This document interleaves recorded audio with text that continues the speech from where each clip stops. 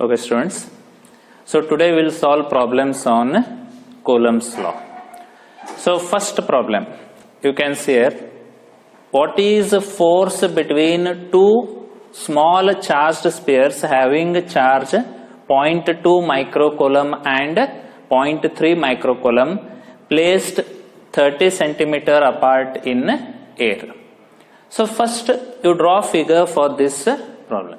So there are 2 point charges. So I will take 2 point charges. One I will take it as Q1. Q1 is equal to 0.2 microcoulomb and Q2 is equal to 0.3 microcoulomb. 0.3 microcoulomb separated by distance 30 centimeter apart. So that I will write it in meters. So this distance is 0.3 meters. You are required to find force between these two. So now both are positive, means there is a repulsion force. So by Coulomb's law we have formula F is equal to 9 into 10 raised to 9 Q1 into Q2 divided by R square. So now substitute these values and simplify, you will get the answer. So you will have 9 into 10 raised to 9 Q1 into Q2. So 0.2 micro means 10 raised to minus 6 into Q2 is 0.3 into 10 raised to minus 6 whole divided by R square. Whole divided by R square. So R is 0.3. So you'll have 0.3 square. So students, you can take calculator, simplify, you will have the answer. So just directly I will be writing the answer. You can calculate and check it. So you should get answer 6 into 10 raised to minus 3 Newton. 6 into 10 raised to minus 3 Newton. So you are compulsory required to write the SI unit. So you can solve this first problem, which is simple. Okay? Yes. So next we'll go for second problem. So second problem, you can read the problem. 3 point charges plus 3 nanocoulomb minus 3 nanocoulomb and plus 2 nanocoulomb are placed at 3 corners of an equilateral triangle. So means now the figure which we will be having is equilateral triangle. So first draw a triangle and denote all the 3 charges. So I will take a triangle ABC. I will take triangle ABC. So A, B, C.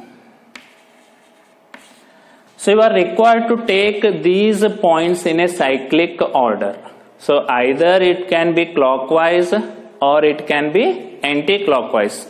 So you take it in a order. So plus 3 nanocoulomb. Here I am having plus 3 nanocoulomb. At B I am having minus 3 nanocoulomb. Minus 3 nanocoulomb. And at C I am having plus 2 nanocoulomb. Plus 2 nanocoulomb. So placed at the corners of side 0.3 meters. So distance is 0.3 meters. Equilateral triangle means all the 3 sides are same. Find resultant force acting on plus 2 nanocoulomb. Now if you take this charge, there is force acting on this charge due to this 3 nanocoulomb. So now this is also positive, this is also positive, means there will be repulsion between these two. Repulsion means this 2 will move away from 3. So in this direction it will be moving. So this is force F1 I will denote. So F1 is force between these two. Similarly, between these two also there will be force acting. Here one is negative, another one is positive. Means there is attraction between these two. Attraction means this 2 will move towards -3 or towards B. So in this direction there will be force acting F2 due to this -3. Now he has told that it is an equilateral triangle. So this angle is 60. Means angle between these two forces will be 120 degree. Will be 120. You are required to find resultant of these two forces. So resultant will be acting in the center or in between these two. This I will write it as F. And the angle it makes with horizontal is alpha, that is direction. So there are 3 charges I have denoted. F1 is force between these two. So F1 is along this line AC. F2 is along CB. So this is resultant. So you can draw the figure. Then again using Coulomb's law we will solve this problem. Okay. Now first by Coulomb's law. By Coulomb's law, F1 is equal to 9 into 10 raised to 9 Q1 into Q2. So Q1 into Q2. So while calculating F1, Q1 is 3 nanocoulomb, Q2 is 2 nanocoulomb. So Q1 into Q2, 3 into 2. So 3 nanocoulomb is 10 raised to -9 into 2 into 10 raised to -9 whole divided by R square. R is 0.3. 0.3 square. So now simplify this. If you simplify, so 1 10 raised to -9 plus 9 gets cancelled. 3 into 2 6, 6 9s are 54. So you'll have 54 into 10 raised to -9 divided by 0.09. 0.09. So or I can write this as 54 into 10 raised to -9 divided by 9 into 10 raised to -2. So you will have answer. This is equal to 6 into 10 raised to -7 Newton. 6 into 10 raised to -7 Newton. Similarly, calculate F2. So while calculating F2, Q1 and Q2 will be -3 and 2. So F2 is equal to 9 into 10 raised to 9 into Q1 into Q2. While solving, don't take minus sign there. Minus sign indicates whether there is attraction or repulsion, that we have shown in the figure by arrow mark. So just you take 3. So this will be 3 into 10 raised to -9 into 2 into 10 raised to -9. Again, as it is equilateral triangle, distance remains the same, 0.3 bracket square. Again you can simplify this. Now if you observe, both values are same. So if you simplify, again you will be getting same answer, that is 6 into 10 raised to -7 Newton. This is F2. Now we will find the resultant.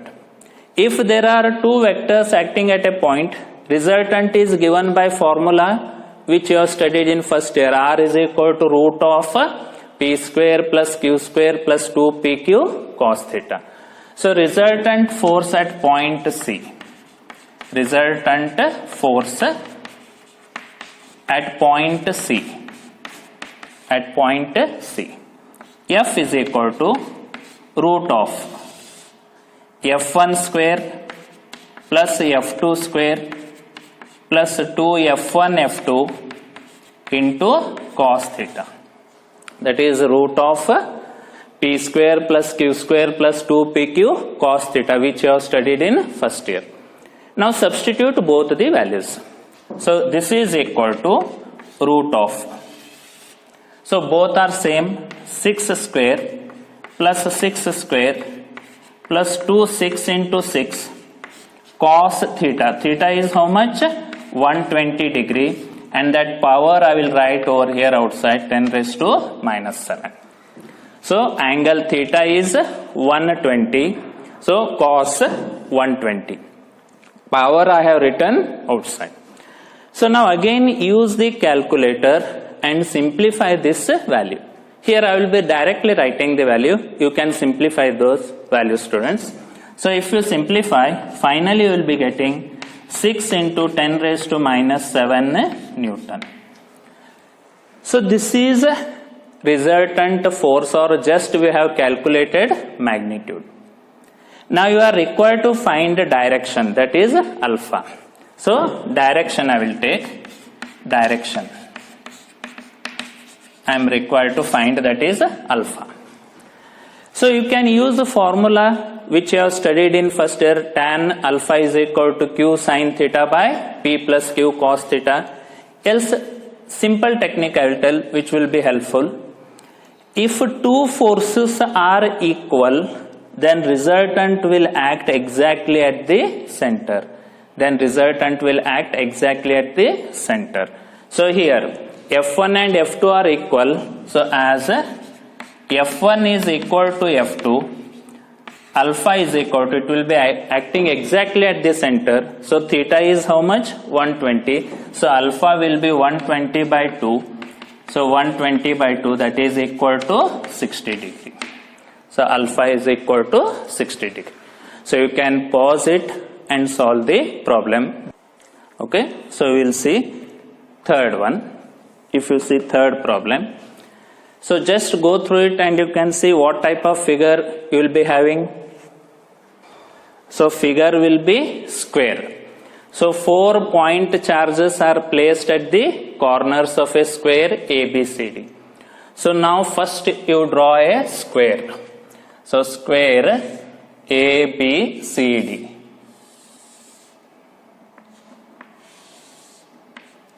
So A, B, C, D. Square. So point charges are placed. In last problem I told you are required to take it in a cyclic order, either clockwise or anti-clockwise. Don't take A, B, C, D. Either you take clockwise or anti-clockwise. So now plus 2 microcoulomb at point A. At point B we are having minus 5 microcoulomb. At point C we are having plus 2 microcoulomb. At point D we are having minus 5 microcoulomb. Corners of square of side 10 centimeters. So again I will take it in meters. So you will have 0.1 meter. 0.1 meter. Find the force on 1 microcoulomb charge placed at the center of a square. So center how we will be getting? Just by joining these diagonals. So join these both diagonals, you will be getting center. This center I will take it as O. At center I am having charge 1 microcoulomb. You are required to find force on this charge. Now here, so on this 1 microcoulomb, there is force due to this plus 2. So this is also positive, this is also positive, means there will be repulsion between these two. Repulsion means this one will be moving towards C. So you will be having F1 in this direction. So F1 will be acting along AO, or you can say along OC.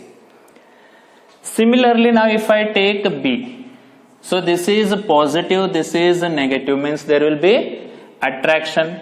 So attraction means this one will move towards B. So in this direction you will be having F2 along OB. Now if you take C, so this is positive means again a repulsion. Repulsion means one will move away from C. So in this direction you will be having F3. Similarly, if I take these two, again this is negative, means attraction. Attraction means one will move towards D. So in this direction you will have F4. Now we are required to calculate all these four values. Now while using Coulomb's law, Q1, Q2 will be there. R means we are required to find AO, BO, CO, DO. So now first by using Pythagoras theorem, you calculate diagonals of this square. So from figure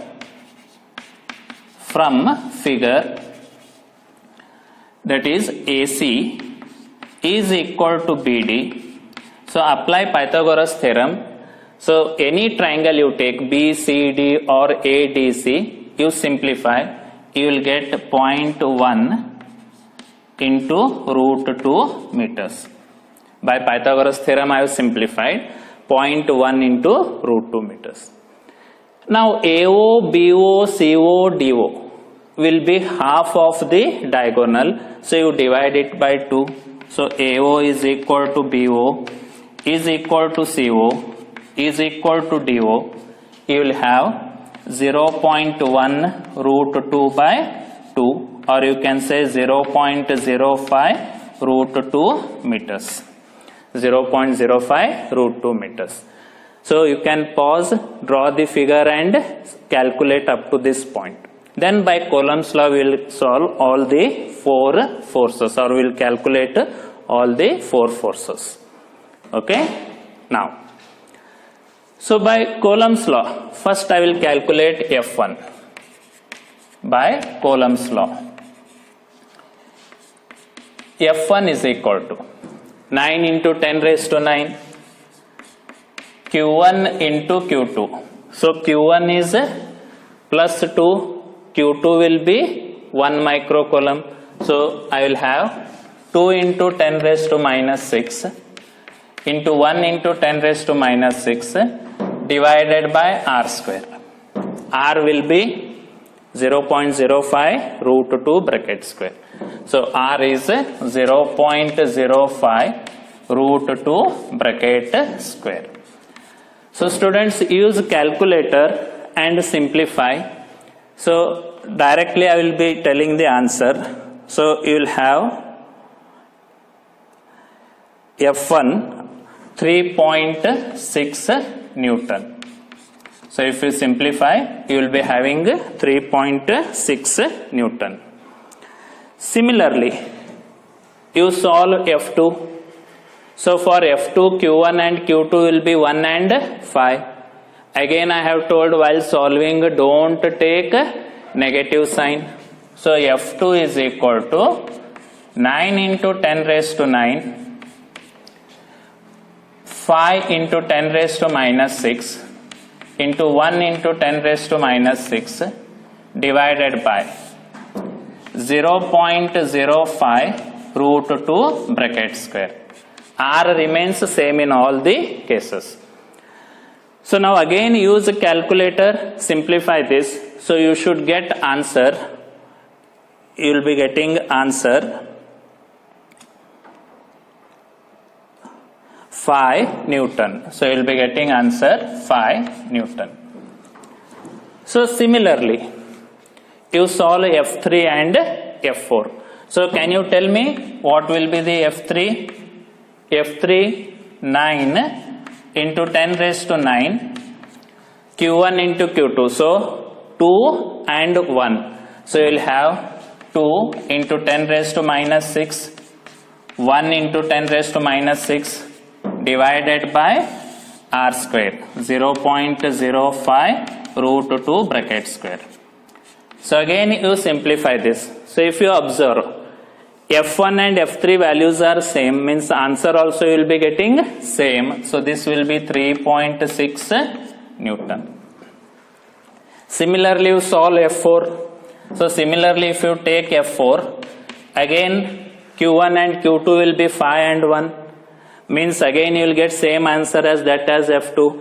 So if you substitute and simplify, you will get F4 9 into 10 raised to 9. So again same charges, 5 into 10 raised to minus 6 1 into 10 raised to minus 6 divided by R square 0.05 root 2 bracket square. You will get 5 Newton. 5 Newton. Clear? So now we have calculated 4 forces. Now we are required to find the resultant. Now in first year we have seen, if 2 vectors or 2 forces are acting in a same line, if they are in same direction we add both, if they are in opposite direction we subtract. Now if you see here, F1 and F3 are along the same line in opposite direction. So resultant of these two will be F1 minus F3. So next step, resultant of F1 and F3. I will write it as F13 is equal to F1 minus F3. Why minus? Because both are in opposite direction. So if you substitute values F1 and F3, both values are same. So here you will get resultant 0 Newton. Similarly, if you take F2 and F4, they are also acting in same line, but they are also in opposite direction. This is acting towards B, this is acting towards D. Means again you are required to subtract one from another. So resultant of F2 and F4, F24 will be equal to F2 minus F4. F2 minus F4. Again if you observe, both are same. So resultant of these two is also 0 Newton. So resultant of these two is 0, resultant of these two is also 0, means overall the force or resultant force acting at point O will be 0. So finally resultant force at point O is 0 Newton. Resultant force is 0 Newton, means F is 0. So there is resultant is 0 acting at point O. So you can pause and solve this problem. Now students, you solve this. In the next class we will see what does electric field mean and similar problems on electric field. Okay, thank you.